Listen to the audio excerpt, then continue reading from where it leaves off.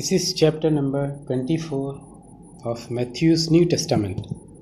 By this time, we see that Jesus is very much sure that very soon he will be caught by Romans, because he is organizing the people to revolt against the Romans by not paying due taxes and by antagonizing Pharisees and Sadducees.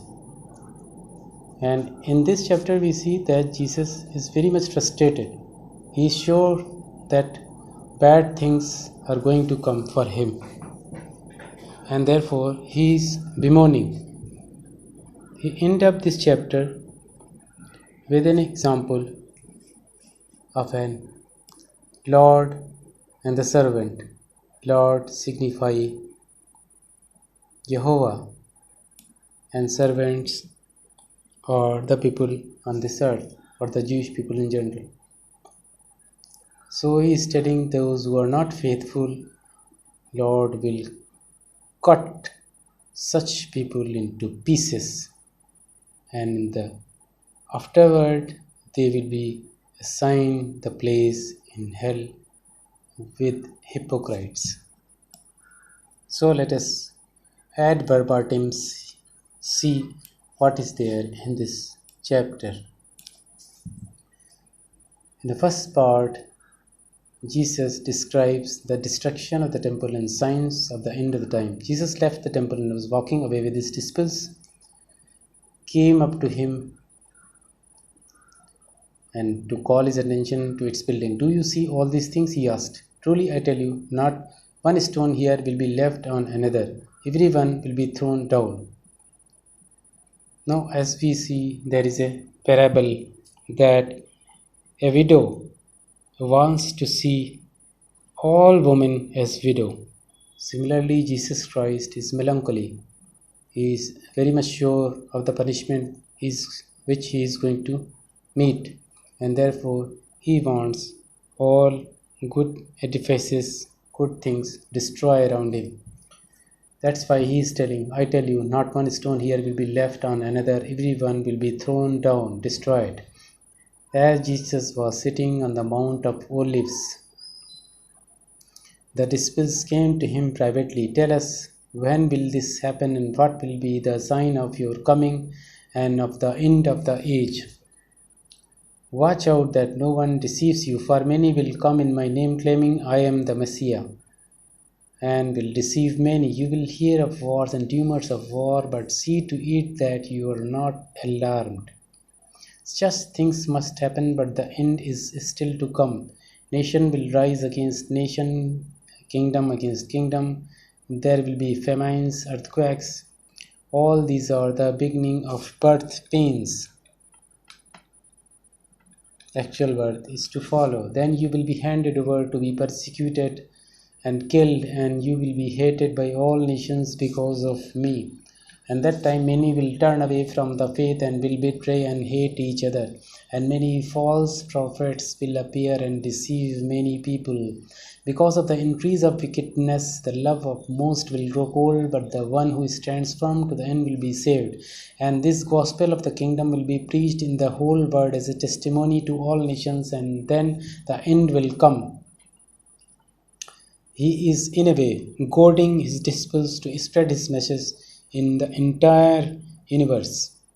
So when you see standing in the holy place the abomination that causes desolation, spoken of through the prophet Daniel, let the reader understand. Then let those who are in Judah flee to the mountains. Let no one on the house top go down to take anything out of the house.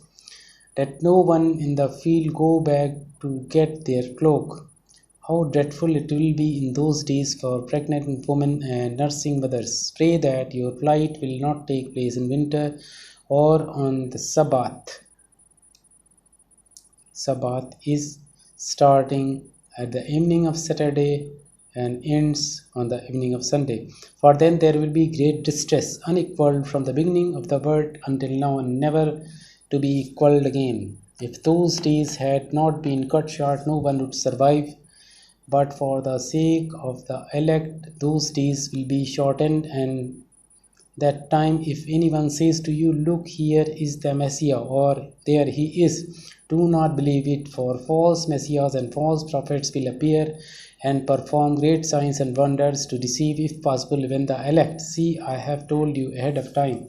But of course, he too is doing the same thing. He is also resurrecting Lazarus, a girl from dead, and healing sick.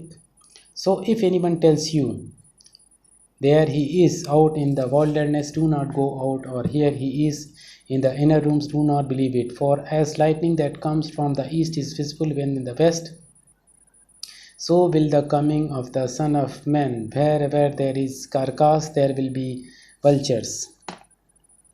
Immediately after the distress of those days, the sun will be darkened, and the moon will not give its light, the star will fall from the sky, and the heavenly body will be shaken. We know that stars will never fall from the sky. Rather, earth may fall towards the star, because earth is very much less heavier than the stars. Sun will not be darkened so soon. Much before that, earth will perish. And moon's light is the light which is given by the sun. So moon's light will dim. But before that, moon will go away, because every year we know that moon is receding from us at the rate of 3.8 centimeters. So before that happens, moon will go away from us, sun will be darkened much after that, and stars will never fall. Rather, earth will fall towards the sky. Then will appear the sign of Son of Man in heaven, and then all the peoples of the earth will mourn when they see the Son of Man coming on the clouds of heaven with power and great glory.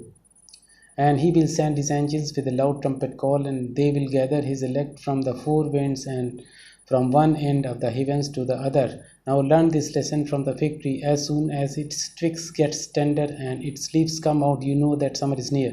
Even so, when you see all these things, you know that it is near, right at the door. Truly, I tell you, this generation will certainly not pass away until all these things have happened. Heaven and earth will pass away, but my words will never pass away. Day and hour unknown. This is the last section. But about that day or hour no one knows, not even the angels in the heaven nor the Son, but only the Father. As it was in days of Noah, so it will be at the coming of the Son of Man. For in the days before the flood, people were eating and drinking, marrying and giving in marriage, up to the day Noah entered the ark, and they knew nothing about what would happen until the flood came and took them all away. That is how it will be at the coming of the Son of Man. 2 men will be in the field, one will be taken and the other left. 2 women will be grinding with their handmill, one will be taken and the other left. Therefore keep watch, because you do not know on what day your Lord will come. But understand this, if the owner of the house had known at what time of the night the thief was coming, he would have kept watch and would not have let his house be broken into. So you also must be ready, because the Son of Man will come at an hour when you do not expect him. Who then is the faithful and wise servant, whom the master has put in charge of the servants in his household to give them their food at the proper time?